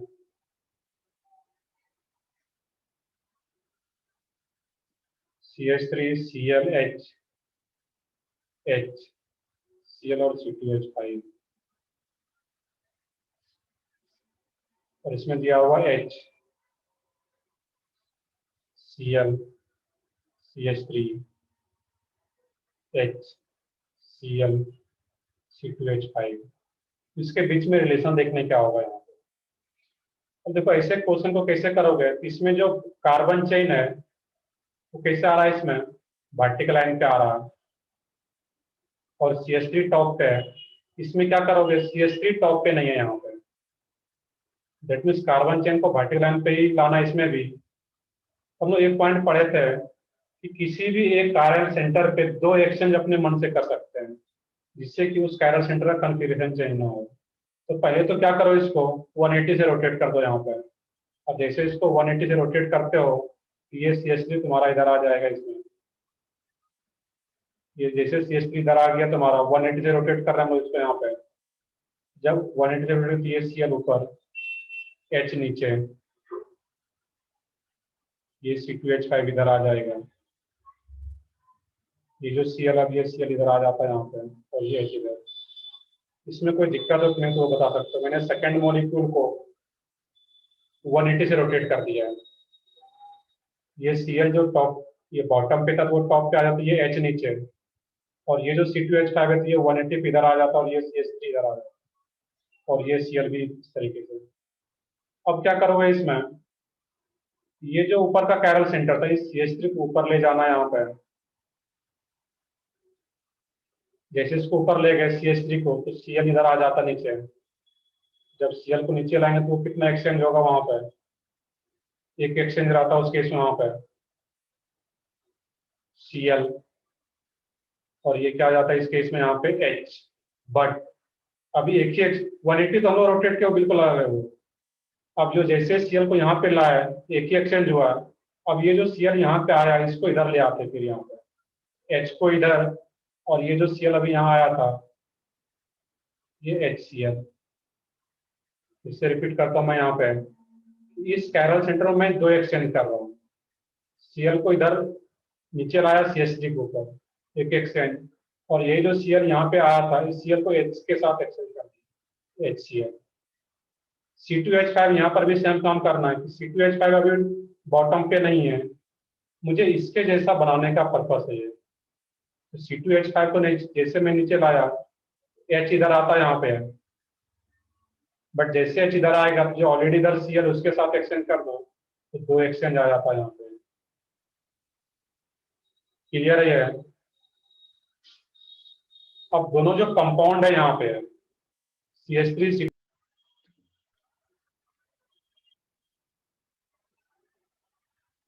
चलो देखते हैं, फिर स्टार्टिंग से अभी कुछ नेटवर्क इश्यू आ रहा था, अभी तो प्रॉपर आ रहा है बॉयज। Yes, sir. चलो ठीक यस है, सर। तो मैं फिर दोबारा से करना पड़ेगा क्योंकि वो, चलो मैं डायरेक्टली उसको ड्रॉ करता हूँ यहाँ पे। इसमें जो स्ट्रक्चर आ रहा था यहाँ पे वो क्या आ रहा था, CH3 HCl HCl और ये C2H5। जब मैं दूसरा वाला जो स्ट्रक्चर था उसको भी मैं जब वर्टिकल लाइन पे कार्बन चेन को रखते हुए रखना था सेकंड स्ट्रक्चर को भी, वो भी सेम ही स्ट्रक्चर आ जाता था CH3 C2H5 HCl, और ये क्या था इसमें HCl। सेकंड वाले स्ट्रक्चर को भी मैं इस टाइप से अगर प्रॉपर रोटेट करता था यहाँ पे। अब इसमें होता क्या है कि ये इनांशियोमर्स होगा नहीं, डायस्ट्रियोमर्स होगा नहीं, स्ट्रक्चरल आइसोमर्स होगा नहीं यहाँ पे। वैसे ही आइडेंटिकल का रिलेशन है, बट इसमें हम लोग कन्फॉर्मर्स बोल सकते हैं इस केस में यहाँ पे, क्योंकि कन्फॉर्मर्स जो होता है वहाँ पे सिंपली रोटेट करता है सिंगल बॉन्ड के अबाउट, सिंगल बॉन्ड के अबाउट रोटेट करेंगे यहाँ पे, तो फिर नया फॉर्म आ सकता है उसमें यहाँ पे। इसमें इनांशियोमर्स डायस्ट्रियोमर्स स्ट्रक्चर कुछ होगा नहीं। आइडेंटिकल का रिलेशन आता तो वो आइडेंटिकल का आता क्योंकि बिल्कुल एग्जैक्टली सेम आ जाता है, जैसा ये स्ट्रक्चर है वैसा ये भी आ जाता है।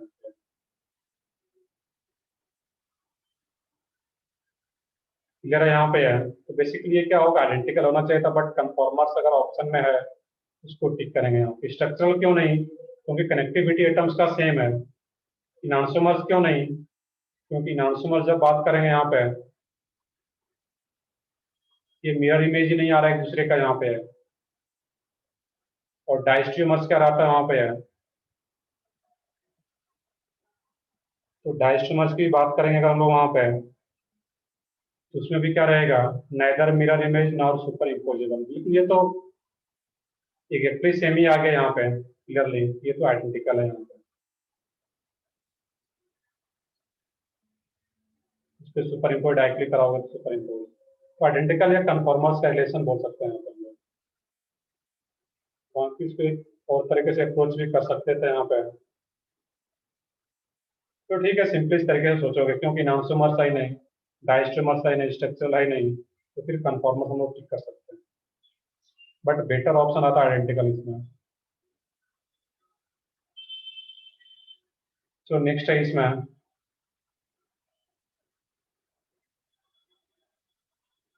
देखो अब एक ये क्वेश्चन था यहाँ पे कि lithium aluminium the increasing order of reactivity of the following with lithium aluminium hydride. तो लिथियम एल्युमिनियम हाइड्राइड अगर आ रहा है यहाँ पे, तो यहाँ से अपने को न्यूक्लियोफाइल क्या मिलता है, H माइनस, चाहे NaBH4 हो चाहे H माइनस हो। अब H माइनस न्यूक्लियोफाइल है, तो यही तो न्यूक्लियोफिलिक एडिशन होता था वहां पे, और मैंने क्लास में बताया हुआ कि न्यूक्लियोफिलिक एडिशन जब न्यूक्लियोफाइल अटैक करेगा तो अमाइड है, ईस्टर है, एसिड क्लोराइड और एनहाइड्राइड है, किसका रेट ज्यादा होता था, रिएक्टिविटी किसका ज्यादा होगा। देखो क्लास नोट्स में मैंने बताया होगा, वहां पे चारों, यही चारों ग्रुप मैंने वहां भी लिया होगा। एक एसिड क्लोराइड, एनहाइड्राइड, ईस्टर और अमाइड। वहां पे रेट सबसे ज्यादा किसका आ रहा था? एसिड क्लोराइड का, देन एनहाइड्राइड, देन ईस्टर और लास्ट में अमाइड। यहाँ पे सोचना यह था कि यहाँ पर भी क्या मिलता है, निक्लियोफाइल H माइनस। तो निक्लियोफाइल चारों ग्रुप में कहाँ पे अटैक करेगा? एसिड क्लोराइड पे। उसका एक्सप्लेनेशन मैंने क्लास में बता रखा है। क्लियर है? इसमें नेक्स्ट एग्जांपल है यहाँ पे। तो ये भी एक अच्छा क्वेश्चन है। यहाँ पे CH3 है और यहाँ पे दिया हुआ तुम्हारा कोल्ड KMnO4। इसका मतलब क्या, कौन सा रिएक्शन कराओगे यहाँ पे? तो सोच के बताओ, कोल्ड KMnO4 का मतलब क्या है, कौन सा रिएजेंट है ये?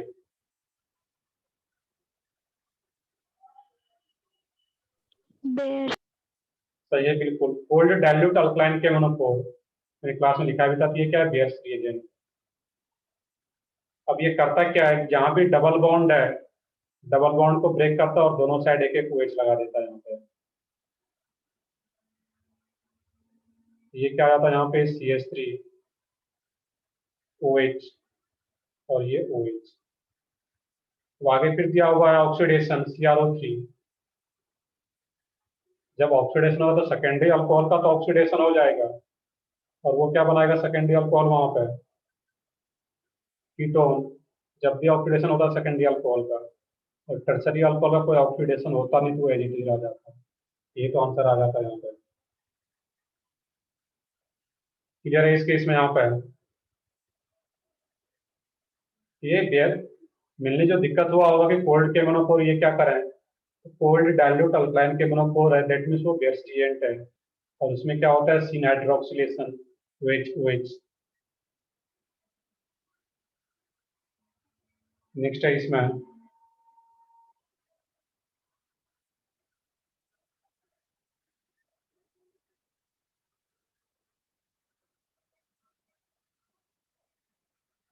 तो एक रिएक्शन और है यहाँ पे।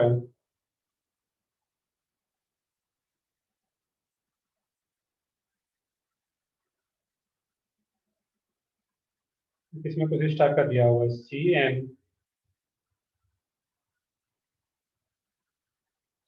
डबल। कुछ अच्छे क्वेश्चन थे यहाँ पे ग्रीनार्ड वाले, बट फिर भी कुछ क्वेश्चन सॉल्व कर सकते थे। अब देखो यहाँ पे डाइबल H, और इसमें बहुत सारे क्वेश्चन, तो जो लोग एक्सरसाइज जेई मेंस वाला पार्ट किए हो गए, रिडक्शन ऑक्सीडेशन ग्रीनार्ड का, तो उसमें से 3-4 क्वेश्चन डायरेक्टली यहाँ पे दिया गया था। डाइबल H और H3O+। ये क्या करता है? डाइबल H साइनाइड और ईस्टर को किस में कन्वर्ट करता है? एल्डिहाइड में। But healthy. यहाँ सही है, बिल्कुल। यहाँ पे सोचने का तरीका ये था कि जो डाइबल H है, इसका फुल फॉर्म क्या है? Die isobutyl aluminium hydride, H for hydride. और हाइड्राइड क्या होता है? देखिए, लिथियम एल्युमिनियम हाइड्राइड था। हाइड्राइड का मतलब क्या था? H minus. अब यही जो H माइनस है, वही आकर के अटैक करता है इस कार्बन पे, और ये पाई बॉन्ड ओपन होता है। और जैसे ये रिटर्न बैक आता है, तो ये ग्रुप बाहर चला जाएगा और ये O माइनस बना लेता है। इस पार्ट से तो एल्डिहाइड बनता है जब ईस्टर का रिडक्शन होता है डाइबल H के साथ। बाकी ये वाला जो पार्ट ग्रुप बाहर जाता है, वो तो अल्कोहल ही बनाएगा वहां पे। ये क्या होगा इसमें? ये तो एल्डिहाइड बन गया। अब इसमें भी जो नीचे वाला पार्ट था, वो ये तो एल्डिहाइड आ जाता है यहाँ पे। और ये नीचे वाले कार्बन का, ये इस कार्बन से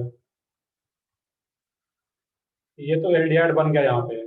बट इस कार्बन से जो OH अटैच है, ये OH बन जाएगा। तो जहां भी एसिड डेरिवेटिव्स हो, ईस्टर है, यहाँ पे ये O ग्रुप बाहर चला जाएगा। तो ये सिर्फ C double bond O aldehyde में कन्वर्ट होता है, और ये जो ऑक्सीजन है वो एज इट इज रहेगा, और वो बाद में H2O+ से H+ को एक्सेप्ट करके OH बना लेगा। क्लियर है यहाँ पे? तो मैक्सिमम कौन सा फॉलो कर रहे हैं? सिंपल सा RCOOCH3। जब ओपन चेन होता था तो यही H माइनस आकर के अटैक करेगा, पाई बॉन्ड ओपन होगा, रिटर्न बैक आता था तो ये OCH3 को बाहर जाता था। OCH3 बाहर जाता था, बट यहाँ पे तो ये इसी रिंग से कनेक्टेड है, ये अलग हो जाएगा यहाँ पे बस। क्लियर है यहाँ पे कैसे आ रहा है? हाँ सर। तो ठीक है इसमें।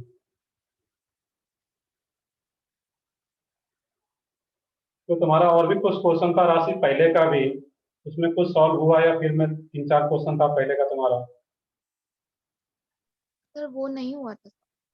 फिर सॉल्व नहीं हुआ था। चलो मैं कल के लेक्चर में ये लास्ट में बताना, तो 3-4 क्वेश्चन पहले का था, मैं लिख नहीं पाया था। कोऑर्डिनेट कंपाउंड का अच्छा क्वेश्चन है सब, तो कल के लेक्चर में बताता हूँ फिर। हाँ सर। चलो पेपर का डॉट तो और किन्हीं का नहीं है इसमें, पेपर का डॉट सबका क्लियर हो गया यहाँ पे। हमारा ये अलग डॉट तुम लोग कल के लेक्चर में देखते हैं उसको। चलो ठीक है, आज तुम लोग ज्यादा कुछ पढ़े नहीं, दो ही रिएक्शन पढ़े, नाइट्रेशन हेलोजनेशन। ठीक है, तुम लोग क्वेश्चन जो है इसका तो करोगे ही साथ में, बाकी जो टेस्ट पेपर है संडे को टेस्ट, उसके अकॉर्डिंग जीओसी बहुत इंपॉर्टेंट पार्ट रहता है। एसिडिक स्ट्रेंथ, बेसिक स्ट्रेंथ, वहां से 2 से 3 क्वेश्चन रहेगा ही रहेगा, बाकी रिएक्शन तुम लोग पढ़े रहे हैं अभी। चलो ठीक है, फिर मैं सेशन एंड करता हूँ, नेक्स्ट लेक्चर भी होगा तुम लोगों का भी। या कुछ और भी कोई डाउट हो तुम लोगों को, लो नॉर्मल डाउट जो हम लोग क्लास में करते रहेंगे, और कुछ बताना हो इसमें। तुम लोग का अभी फिजिकल का क्लास नहीं लग रहा है अभी एक भी? सर तो देखता हूँ, मैं सर को बोला था, बट वही है कि जैसा कि अभी मैंने बीच में बताया भी था कि शायद डिले हो तुम लोगों का नीट का एग्जाम, बहुत ज़्यादा चांस है। तो फिर तो सितंबर में अगर होता है, अगर डिले होता है तो कम से कम 1.5-2 महीने तो डिले होगा ही, तो फिर तो हम लोग आराम से कर पाएंगे। बट फिर भी ऑर्गेनिक में बहुत ज़्यादा नहीं, एरोमेटिक कंपाउंड्स हम लोग कर ही रहे हैं, उसके बाद फिर 2 ही चैप्टर रह जाता है, carbonyl compounds, carboxylic acid and biomolecules. Biomolecules बोलने के लिए बायोमोलिक्यूल्स पॉलीमर सब उसमें आ जाता है, वो तो छोटा सा पार्ट है। तो ठीक है, जो भी पार्ट हो गया है, जो टेस्ट है उसको अच्छे से कोशिश करना है कि वो हो।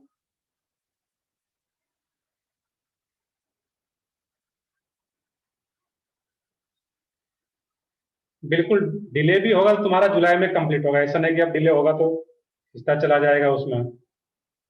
लेकिन मेरे ऑर्गेनिक का जो पार्ट है, इसमें तो मुश्किल से अगर 2 से 3 वीक, अगर 4-4 लेक्चर लग गया, 12 लेक्चर या 13 लेक्चर, तो ऑलमोस्ट कंप्लीट हो जाएगा 3 वीक में।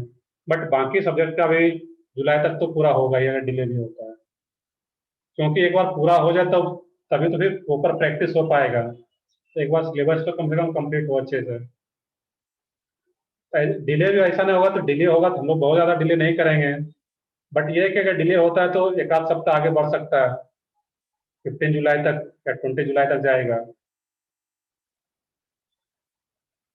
बाकी मेरा पोर्शन तो जुलाई से पहले ही हो जाएगा, 15 से 10 तक टारगेट था, बट थोड़ा अगर डिले भी होता है तो लेक्चर अभी हो भी नहीं पाया था अभी, तो थोड़ा अगर डिले होता है तो 15 जुलाई 20 जुलाई तक मेरा सिलेबस पूरा हो जाएगा, नेक्स्ट 3 वीक में।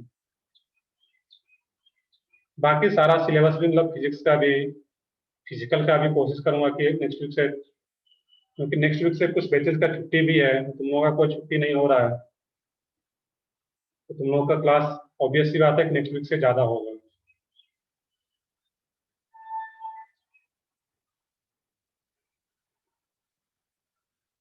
इसमें क्वेश्चन है सर, पी ब्लॉक को नेक्स्ट स्टेज में रख सकते हैं क्या? देखो मैं फिर से रिपीट करता हूँ कि पी ब्लॉक में रिएक्शन बेस्ड कन्फिग्रेशन, मतलब रिएक्शन बेस्ड जो क्वेश्चन होगा उसमें एक दो ही रहेगा। पी ब्लॉक बोलने का मतलब एक तरह का वो केमिकल बॉन्डिंग से रिलेटेड है, स्ट्रक्चर से रिलेटेड रहेगा, तो वो जो है तो उसको भी रखो, थोड़ा बहुत उसको रिवाइज करो, पी ब्लॉक को, उसका क्वेश्चन हो जाएगा। तो पी ब्लॉक से वैसे भी नीट में भी कभी भी टफ क्वेश्चन नहीं दिया गया है, एक आध क्वेश्चन रिएक्शन बेस्ड रह सकता है, बट मैक्सिमम बेस्ड क्वेश्चन हमारा बॉन्डिंग से रिलेटेड रहेगा या पीरियोडिक टेबल से, बहुत ज़्यादा उसमें ये सोचने की जरूरत नहीं है। चलो ठीक है, अभी मैं फिर, हाँ बताओ। सर मैं बोल रही थी कोऑर्डिनेशन कंपाउंड को मतलब कि हटा सकते हैं क्या, क्योंकि अभी तो उसके 2 टेस्ट ऑलरेडी हो गए ना कोऑर्डिनेशन कंपाउंड के। तो ठीक है, उसका जब कोऑर्डिनेट कंपाउंड को हटाना है तो उसके बाद फिर हम लोग उसको हटा ही देंगे फिर 2-3 टेस्ट के लिए। उसका प्रॉपर प्रैक्टिस है, बॉन्डिंग का हम लोग लगातार 2-3 टेस्ट लिए थे बॉन्डिंग का, तो बॉन्डिंग हो गया था, कोऑर्डिनेट कंपाउंड भी हो गया था, इनऑर्गेनिक में कुछ तो पार्ट हो। तो कोऑर्डिनेट कंपाउंड को एक बार हम लास्ट में रख लेते हैं, उसमें बहुत ज़्यादा रिविजन करने की जरूरत नहीं है, ऑलरेडी वो इतना प्रैक्टिस है कोऑर्डिनेट कंपाउंड का। अगर अच्छे से कर लियो तो फिर उसको छोड़ दो, मतलब रिविजन नहीं करना उसका, तो डायरेक्टली उसका क्वेश्चन आ जाता है, तो डायरेक्टली अटेम्प्ट करो।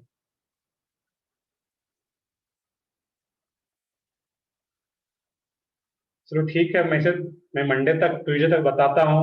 इस बार थोड़ा डिले हुआ था सिलेबस बताने में, बट कुछ रीजन था जो कि शायद बताया भी था। अगले टेस्ट से जब भी होगा तो मंडे या ट्यूजडे तक तो सिलेबस बता ही देता हूँ। मैंने तो लो जीओसी को रिवीजन करो, बाकी जो है उसमें तो कोऑर्डिनेशन कंपाउंड जो रहेगा तुम्हारा वो रहेगा, जो भी सिलेबस गिवन है उतना है। बाकी पी ब्लॉक में मैं इतना जरूर बता सकता हूँ, उसमें रिएक्शन बेस्ड कम ही क्वेश्चन रहेगा, तो बॉन्डिंग और प्यूरिटी टेबल से रिलेटेड ही ज्यादातर क्वेश्चन रहेगा। चलो ठीक है, फिर मैं अभी सेशन एंड करता हूँ। तो प्रॉपर जो पीछे का नोमेनक्लेचर है जीओसी उसको प्रैक्टिस कर लो। कोऑर्डिनेट कंपाउंड तो अभी पढ़ो, बहुत ज्यादा इसको करने की जरूरत नहीं है अभी। बट अब मेंटली प्रिपेयर रहो कि ऐसा नहीं कि सर 2 ही चैप्टर का टेस्ट होगा, क्योंकि अब 1-2 महीने में तो तुम्हारा पूरा 11th पूरा 12th आ रहा है, तो एक आध चैप्टर अगर ज्यादा भी हो जाता है तो उसके लिए बहुत ज्यादा ये सोचने की जरूरत नहीं है। चलो ठीक है, मैं फिर सेशन एंड करता हूँ अभी।